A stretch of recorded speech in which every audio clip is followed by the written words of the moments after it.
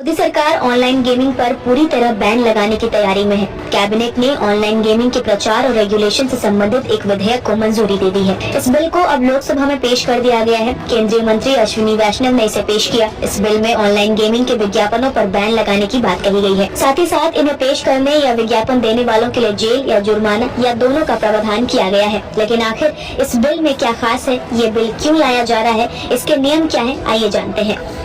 इस बिल के मुताबिक ऑनलाइन मनी गेमिंग सेवा देने वालों को 3 साल तक की जेल या 1 करोड़ रुपए का जुर्माना या दोनों हो सकता है। नियम तोड़कर विज्ञापन देने वालों पर 2 साल तक की जेल या 50 लाख रुपए का जुर्माना या दोनों हो सकता है। लेन देन में शामिल किसी भी व्यक्ति को भी 3 साल तक की सजा या 1 करोड़ रुपए का जुर्माना हो सकता है। बार बार अपराध करने वालों के लिए 3 से 5 साल की कठोर कैद और भारी जुर्माना हो सकता है।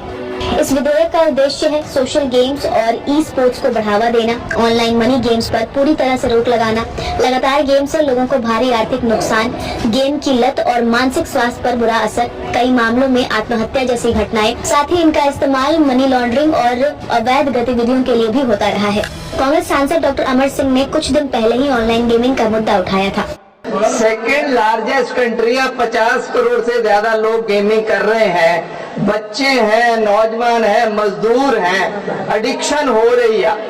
लोगों की हालत और फॉर्मेट ऐसे बने कंपनियों के कि वो पहली गेम जिता देते हैं, बाद में उनको हराना शुरू करते हैं। मैं पूछना चाहता हूं मंत्री जी, क्या ये जो ऐसे एल्गोरिदम बने हुए हैं आईटी में, कंपनियों ने बनाए, उन एल्गोरिदम्स को कंट्रोल करेंगे जिसमें लोग गेमिंग के नाम पे बेटिंग में ना फंस जाएं और उनका कोई भला हो सके? सर मेरा निवेदन ये है कि कितने बच्चे खेल रहे हैं गेम्स, कितने नौजवान गेम खेल रहे हैं, कितने मजदूर खेल रहे हैं, वो जानकारी बता दें। इस बिल को लेकर बीजेपी सांसद निशिकांत दुबे ने क्या कुछ कहा, सुनिए। ये माननीय मोदी जी ने जो बहुत बड़े बड़े लेजिस्लेशन आम गरीब लोगों को ध्यान में रखकर किया, उसमें ऑनलाइन गेमिंग एक बहुत ही far reaching legislation.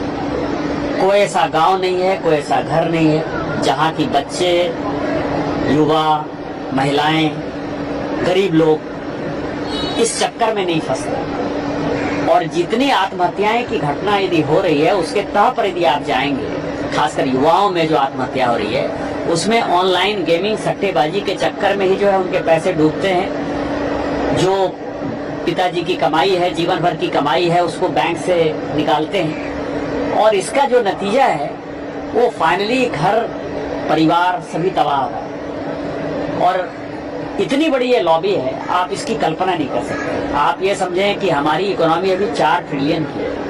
Online gaming यदि इसको लेजिस्लाइज कर दिया जाता तो ये कम से कम $10 ट्रिलियन का जो है ये इकोनॉमी होता। तो कितने बड़े बड़े सुरमा महारथी इसमें लगे होंगे।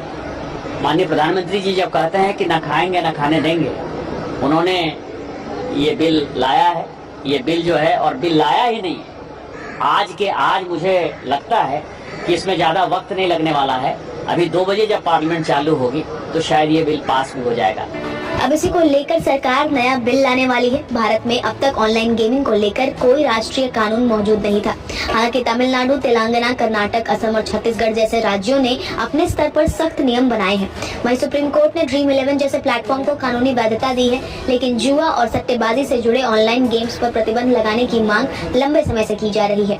अब सवाल ये है कि प्रस्तावित राष्ट्रीय कानून आने के बाद क्या ऑनलाइन गेमिंग पर लगाम लग पाएगी या फिर ये इंडस्ट्री नए रास्ते तलाश लेगी। फिलहाल आप इस पर क्या कुछ कहेंगे, हमें कमेंट्स कर जरूर